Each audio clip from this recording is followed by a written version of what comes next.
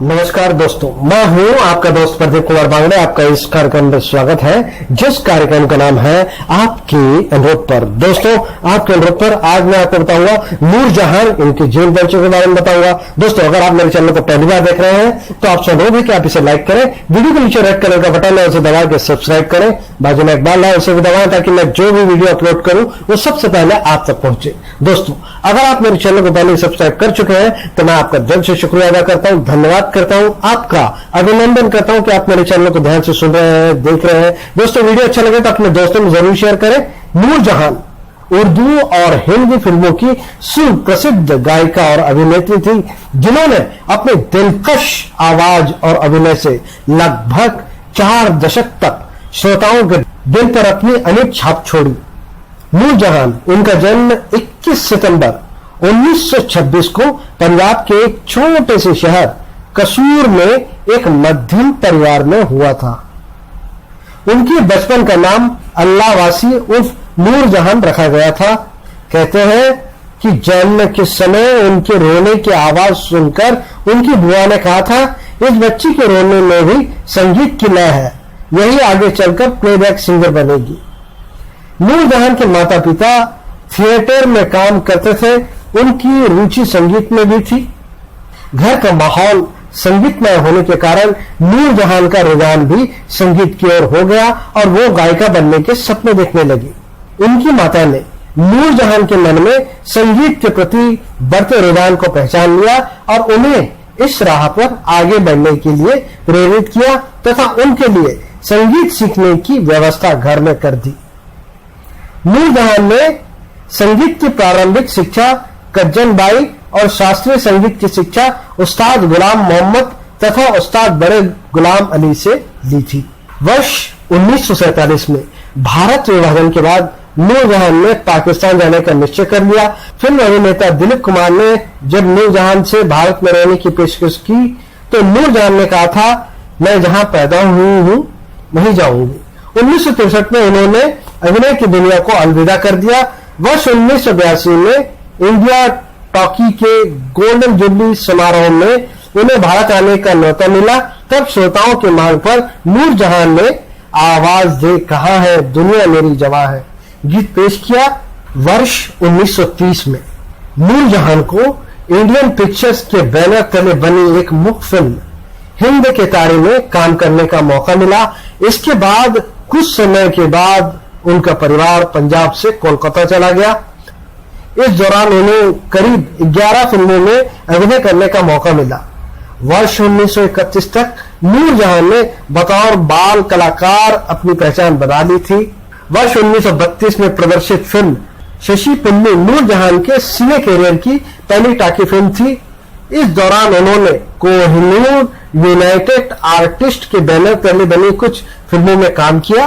कोलकाता में उनकी मुलाकात फिल्म निर्माता पांचोली से हुई।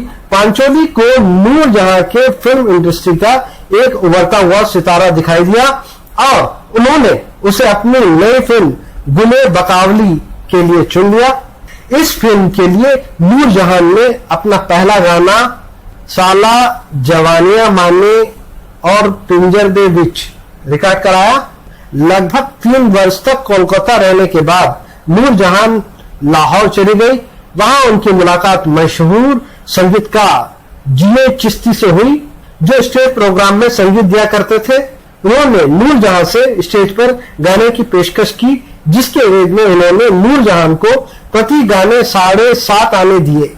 7.5 आने उन दिनों अच्छी खासी रकम मानी जाती थी। वर्ष 1939 में निर्मित पांचोली की संगीतमय फिल्म गुले बकावली फिल्म की सफलता के बाद नूरजहां फिल्म इंडस्ट्री की सुर्खियों में आ गई। इसके बाद वर्ष 1942 में पांचोली की ही निर्मित फिल्म खानदान की सफलता के बाद वो बतौर अभिनेत्री फिल्म इंडस्ट्री में स्थापित हो गई।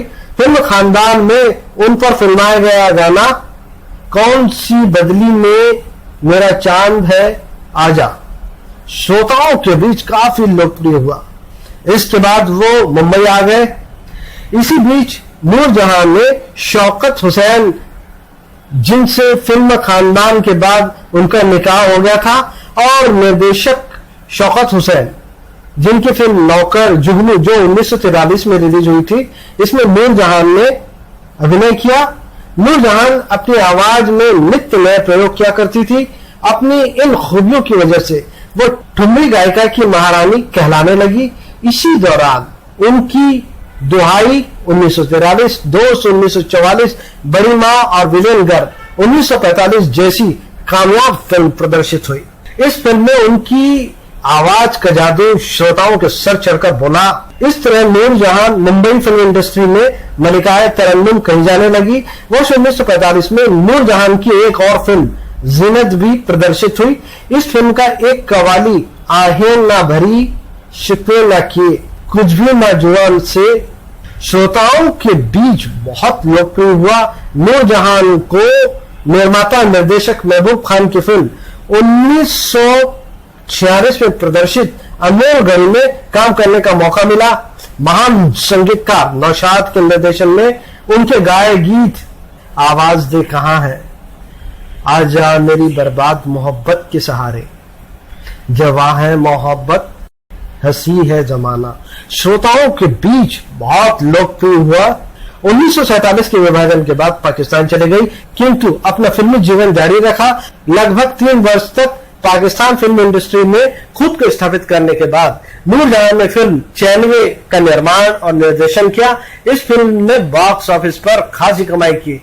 इसके बाद 1952 में प्रदर्शित फिल्म दुपट्टा ने फिल्म 96 के बॉक्स ऑफिस रिकॉर्ड को तोड़ दिया। इस फिल्म में नूरजहां की आवाज में सजे गीत श्रोताओं के बीच इस कदर लोकप्रिय हुए कि न सिर्फ इसने पाकिस्तान में बल्कि पूरे भारत में भी धूम मचा दी। ऑल इंडिया रेडियो से लेकर इंडिया सैलोन पर नूरजहां की आवाज का जादू श्रोताओं पर छाया रहा। इसी बीच नूरजहां ने गुलनार 1953, फतेह खान 1955, लख्त जिगर 1956, इंतजार 1956, अनारकली 1958, परदेसिया 1959, कोयल 1959, मिर्जा गालिब 1961 जैसी फिल्मों में अभिनय से दर्शकों का भरपूर मनोरंजन किया। वर्ष 1963 में उन्होंने अभिनय की दुनिया से अलविदा ले लिया। वर्ष 1996 में नूरजहां की आवाज दुनिया से भी जुदा हो गई। वर्ष 1996 में प्रदर्शित एक पंजाबी फिल्म सखी बादशाह में नूरजहां ने अपना अंतिम गाना गाया कि दम दा भरोसा। उन्होंने अपने संपूर्ण फिल्म कैरियर में लगभग 10,000 गाने गाए। हिंदी फिल्म के अलावा नूरजहां ने पंजाबी, उर्दू और सिंधी फिल्मों में अपनी आवाज दी और श्रोताओं को मदहोश किया। खास बातें नूरजहां की। नूरजहां पहली पाकिस्तानी महिला फिल्म निर्माता रही। नूरजहां फिल्म निर्माता, गायिका, अभिनेत्री और म्यूजिक कंपोजर रही। नूरजहां ने हिंदी, उर्दू, सिंधी, पंजाबी जैसी भाषाओं में कुल 10,000 गाने गाए। 1945 में नूरजहां ने फिल्म बड़ी मां में लता मंगेशकर व आशा भोसले के साथ एक्टिंग की। 1945 में नूरजहां की आवाज में दक्षिण एशिया में पहली बार किसी महिला की आवाज में कव्वाली रिकॉर्ड की गई। आहें न भरे शिकवे न किए, ये कव्वाली उन्होंने जोहराबाई अंबालेवाली और अमीरबाई कर्नाटकी के साथ गाया था। नूरजहां ने 12 मुख्य फिल्मों में काम किया। नूरजहां को मलिकाए तरन्नुम से नवाजा गया है। वे 1966 में पाकिस्तान सरकार द्वारा तमगा-ए-इम्तियाज सम्मान से नवाजी गई हैं। खास फिल्में 1953 2 बीघा जमीन, 1946 अनमोल घड़ी। फिल्में गुले बकावली में नूरजहां को रोल कैसे मिले, ये एक रोचक किस्सा है। केवल 19 वर्ष की थी वे उस समय। बचपन से उनका कंठ स्वर अत्यंत मधुर था। नूरजहां के माता पिता को उनके शुभ चिंतक यही राय देते थे कि लड़की को फिल्म में प्रवेश दिला दो, बहुत नाम पैदा करेगी। नूरजहां की रुचि भी फिल्मों में काम करने की थी, अतः वे रोज लाहौर के पंचोली स्टूडियो के फाटक के पास जाकर खड़ी हो जाया करती थी और स्टूडियो के मालिक दिलसुख एम पंचोली की गाड़ी के फाटक के पास आते ही गाना गाना शुरू कर देती थी। कुछ ही दिनों में नूरजहां की मधुर आवाज ने पंचोली साहब का ध्यान आकर्षित किया और उन्हें अपनी फिल्म गुले बकावली में भूमिका दे दी। इस पंजाबी फिल्म के संगीतकार थे गुलाम हैदर साहब, जिन्होंने नूरजहां को गाने का तरीका सिखाया। नूरजहां की पहली हिंदी फिल्म 1942 में बनी खानदान, जिसमें प्राण ने नायक की भूमिका निभाई थी। देश के विभाजन होने पर नूरजहां पाकिस्तान चली गई, जहां उनकी आवाज वर्षों तक गूंजती रही और उन्हें मलिकाए तरन्नुम का खिताब मिला। नूरजहां की मृत्यु 23 दिसंबर सन 2000 में हुई, कराची, सिंध, पाकिस्तान में हुई। तो उम्मीद करता हूं दोस्तों, मैंने आपको जो जानकारी दी है वो आपको जरूर अच्छी लगी होगी। तो इसी के साथ अपने दोस्त प्रदीप कुमार बांगड़े को इस कार्यक्रम से जाने की इजाजत दीजिए। नमस्कार, जय हिंद।